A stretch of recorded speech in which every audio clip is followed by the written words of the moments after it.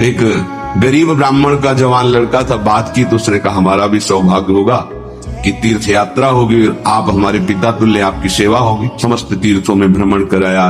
जब वृंदावन आए तो बहुत सेवा उसने की, उसका मन बहुत प्रसन्न हो गया। धनी का वृद्ध था तो गोपाल जी के दर्शन कर रहा था। उसने कहा वृंदावन को साक्षी करके मैं बहुत प्रसन्न हुआ तुम्हारे ऊपर, तुमने इतनी सेवा की।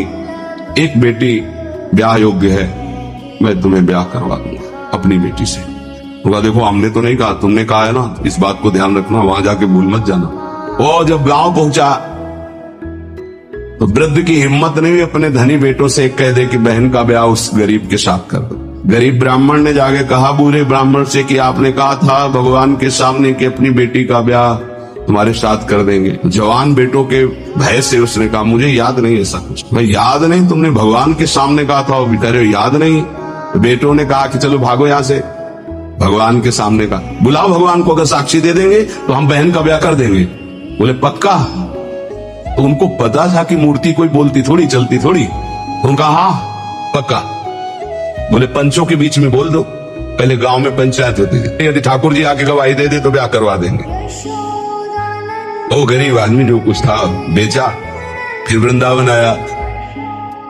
ठाकुर जी गोपाल जी के से कहा कि महाराज आपके सामने हमारे ब्याह की बात कही थी इस वृद्ध ब्राह्मण ने, आपको गवाही देना पड़ेगा तब हमारा ब्याह होगा। आप जब बोलोगे तभी हमारा ब्याह होगा और हम तभी यहां से जाएंगे जब आपको साक्षी दे। सब चले गए थे अकेले, उसको विश्वास था भगवान है। अंदर से आवाज आई मूर्ति कहीं चलती है क्या कि चलकर साक्षी दे? बोले महाराज मूर्ति बोलती थोड़ी है, आपने बोला ना तो आओ निकल के बाहर। अब उनके लिए कोई पर्दा है क्या? ललित त्रिभंगी।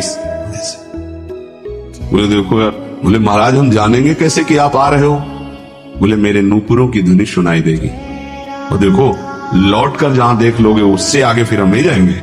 ठीक है महाराज। गांव जब नजदीक रह गया तो सोचा मुड़ के तो देखे, केवल पायले धुनी है, ठाकुर जी भी है, मुड़ के देखा तो श्याम धन साक्षात।